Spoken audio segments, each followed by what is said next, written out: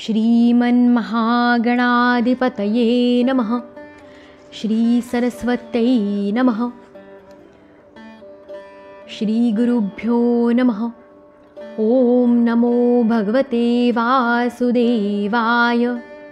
श्रीगुरुदेव दत्तात्रेयाय नमः। भूलोकसारं भुवनैकनाथं नाथादिनाथं नरलोकनाथं कृष्णावतारं करुणाकटाक्षं श्रीपादराजं शरणं प्रपद्ये। श्रीमद्भागवतमहापुराणे चतुर्थस्कन्धे अथैकादशोऽध्यायः। स्वयंभुव मनुने ध्रुवाला युद्ध बंद करण्यासाठी समजाविणे। मैत्रेय म्हणाले, ऋषींचे हे बोलणे ऐकून ध्रुवाने आचमन करून नारायणास्त्र आपल्या धनुष्यावर चढविले. तो बाण योजताच यक्षांनी रचलेल्या माया त्याच क्षणी नष्ट झाल्या. जसे ज्ञानाचा उदय होताच अविद्यादी क्लेश नष्ट होतात. नारायणास्त्र धनुष्यावर चढविताच त्यातून राजहंसासारखे पंख आणि सोन्याचे फाळ असलेले तीक्ष्ण बाण बाहेर पडले आणि ज्याप्रमाणे मोर ओरडत वनामध्ये प्रवेश करतात त्याप्रमाणे भयानक सू सू आवाज करीत शत्रुसेनेत घुसले. त्या तीक्ष्ण धारेच्या बाणांनी शत्रूंना बेचैन केले. तेव्हा त्या रणांगणात अनेक यक्षांनी अत्यंत रागाने आपापली शस्त्रास्त्रे उगारली आणि ज्याप्रमाणे मोठमोठे साप फणा उभारून गरुडाकडे धाव घेतात त्याप्रमाणे ते चहूबाजूंनी ध्रुवावर तुटून पडले. त्यांना समोरून येताना पाहून ध्रुवाने आपल्या बाणांनी त्यांचे हात, मांड्या, खांदे, पोट इत्यादी अवयव छिन्नविच्छिन्न करून त्यांना जेथे ऊर्ध्वरेता मुनिगण सूर्यमंडलाचा भेद करून जातात त्या सर्वश्रेष्ठ सत्यलोकात पाठविले. पितामह स्वयंभुव मनुंनी जेव्हा हे पाहिले की दिव्य रथावर आरूढ झालेला ध्रुव अनेक निरपराध यक्षांना मारतो आहे, तेव्हा त्यांना त्यांची दया आली. ते पुष्कळ ऋषींना बरोबर घेऊन तेथे आले आणि आपला नातू ध्रुव याला समजावू लागले. मनु म्हणाले, वत्सा, पुरे इतका क्रोध करणे बरे नव्हे, कारण हे पापी नरकाचे दार आहे. याच्याच अधीन होऊन तू या निरपराध यक्षांचा वध केला आहेस. बाबा रे, तू जो हा निर्दोष यक्षांचा संहार करीत आहेस ते आपल्या कुलाला शोभणारे कर्म नाही. साधू पुरुष याची निंदा करतात. मुला, तुझे आपल्या भावावर फार प्रेम होते म्हणून त्याच्या वधाने संतप्त होऊन तू एका यक्षाने अपराध केल्याबरोबर त्या निमित्ताने पुष्कळांची हत्या केलीस.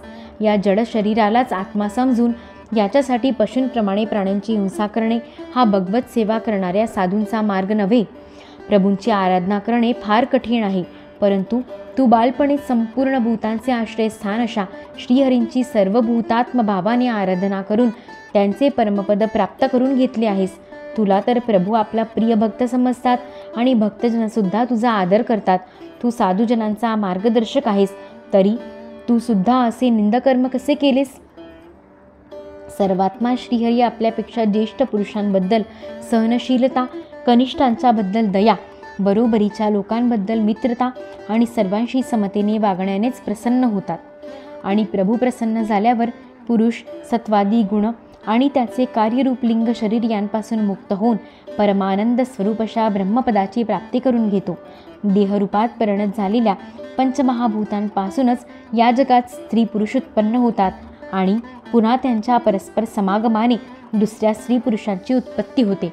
अशा प्रकारे भगवंतांच्या मायेपासून सत्वादी गुणांमध्ये कमी जास्तपणा झाल्याने जशी भूतांतून शरीराची रचना होते त्याचप्रमाणे त्यांची स्थिती आणि प्रलयसुद्धा होतो. निर्गुण परमात्मा तर यामध्ये केवळ निमित्त मात्र आहे. त्यांच्या आश्रयानेच हे कार्यकारणात्मक जग चुंबकाच्या सानिध्याने लोखंड फिरावे तसे फिरत राहते.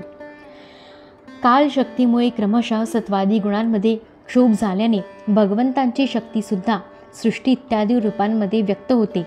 म्हणून भगवंत अकर्ता असूनही जगाची निर्मिती करतात आणि संहार करणारे नसूनही याचा संहार करतात.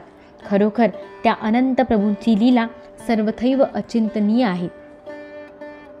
कालस्वरूप अव्यय परमात्माच स्वतः अंतरहित असूनही जगाचा अंत करणारे आणि अनादी असूनही सर्वांचे आदी करता आहेत. तेच एका जीवापासून दुसऱ्या जीवाला उत्पन्न करून सृष्टी निर्माण करतात तसेच मृत्यूच्या द्वारा मारणाऱ्याला सुद्धा मारून तिचा संहार करतात. ते काल भगवान संपूर्ण सृष्टीमध्ये समान रूपाने प्रविष्ट झालेले आहे. त्यांचा कोणी मित्र नाही की कोणी शत्रू नाही. ज्याप्रमाणे वारा वाहू लागल्यानंतर त्याच्या मागोमाग धूळही उडते, त्याचप्रमाणे सर्व जीव आपापल्या कर्मांच्या अधीन होऊन कालाच्या मागोमाग धावत असतात. सर्व समर्थ श्रीहरी कर्मबंधनाने बांधलेल्या जीवाच्या आयुष्याची वृद्धी करतात आणि क्षयही करतात, परंतु ते स्वतः या दोहोंपासून अलिप्त आणि आपल्या स्वरूपात स्थित आहेत. हे राजा, या परमात्म्यालाच मीमांसक कर्म, चारवाक स्वभाव, वैशेषिक काल, ज्योतिषी दैव आणि कामशास्त्रज्ञ काम म्हणतात. बाळा, ते भगवान कोणतेही इंद्रिय किंवा प्रमाण याचे विषय नाहीत. महदादी अनेक शक्तीसुद्धा त्यांच्यापासूनच प्रगट झालेल्या आहेत. ते काय करू इच्छितात ती गोष्ट या जगात कोणालाच माहीत नाही. तर आपले मूळ कारण असणाऱ्या त्या प्रभूंना कोण जाणू शकेल? पुत्रा, हे कुबेराचे सेवक तुझ्या भावाला मारणारे नव्हेत, कारण मनुष्याच्या जन्ममरणाचे वास्तविक कारण ईश्वरच आहे. तेच विश्वाचे निर्माते, पालन करते आणि संहार करणारे आहेत, परंतु ते अहंकार शून्य असल्यामुळे गुण आणि कर्मांपासून नेहमी अलिप्त असतात. सर्व प्राण्यांचा अंतरात्मा, नियंता आणि रक्षण करणारे प्रभूच आपल्या मायाशक्तीने युक्त होऊन सर्व जीवांची उत्पत्ती, पालन आणि संहार करतात. ज्याप्रमाणे नाकात वेसण घातलेले बैल आपल्या मालकाचे ओझे वाहतात, त्याचप्रमाणे जगाची रचना करणारे ब्रह्मदेव इत्यादी नामरूप दोरीने बांधलेले त्यांच्याच आज्ञेचे पालन करतात. ते अभक्तांना मृत्यूरूप आणि भक्तांना अमृतरूप आहेत. तसेच विश्वाचे एकमात्र आधार ते आहेत.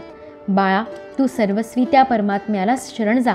हे बाळा, तू 5 वर्षाचा असतानाच आपल्या सावत्र मातेच्या कठोर वचनांनी व्यथित होऊन आईची मांडी सोडून वनामध्ये गेला होतास.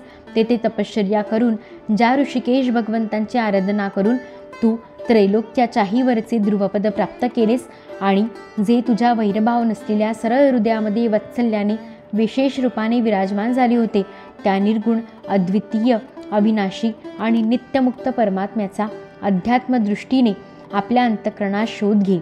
हा भेदभावमय प्रपंच वस्तुतः नसतानाही त्यांच्यामध्ये प्रतीत होतो आहे. असे केल्याने सर्व शक्ती संपन्न परमानंद स्वरूप सर्वांतर्यामी भगवान अनंतांमध्ये तुझी दृढ भक्ती उत्पन्न होईल आणि तिच्या प्रभावाने तू मी माझे या रूपाने दृढ झालेल्या विद्यारूपी गाठीला छेदून टाकशील. राजन, ज्याप्रमाणे औषधाने रोग बरा केला जातो, त्याचप्रमाणे मी तुला जो काही उपदेश केला आहे त्यावर विचार करून आपला क्रोध आवर. कल्याण मार्गाला क्रोध हा अत्यंत विरोधी आहे. भगवान तुझे मंगल करोत. क्रोधाधीन पुरुषाचे सर्वांना मोठे भय वाटते.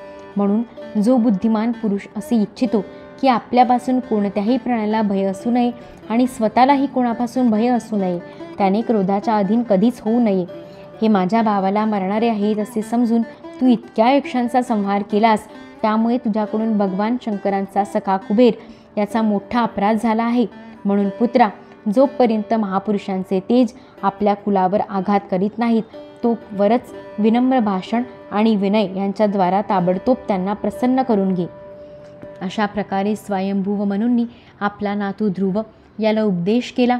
तेव्हा ध्रुवाने त्यांना नमस्कार केला. त्यानंतर ते महर्षींसह आपल्या लोकी गेले. अध्याय 11 समाप्त. इति श्रीमद्भागवते महापुराणे पारमहंस्या संहिताया चतुर्थस्कंधे 11ोऽध्यायः. जरी नाशिवंत असे देह माझा, परित्याच देही सदा वास तुझा. मला बुद्धी दे गुण तुझेच गाया, क्षमा कर श्री सद्गुरुराया. हृदयांतरी वसे तू श्री गुरुमाऊली, वरद हस्तधर मम श्री. तव प्रेम लाभो जन्म जन्मांतरी, उद्धारावे चैतन्य घन सद्गुरु श्री हरिराया.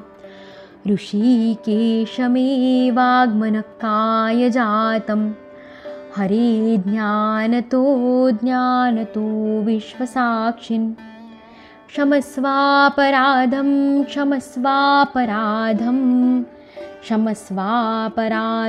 प्रभो क्लिन्न चित्त.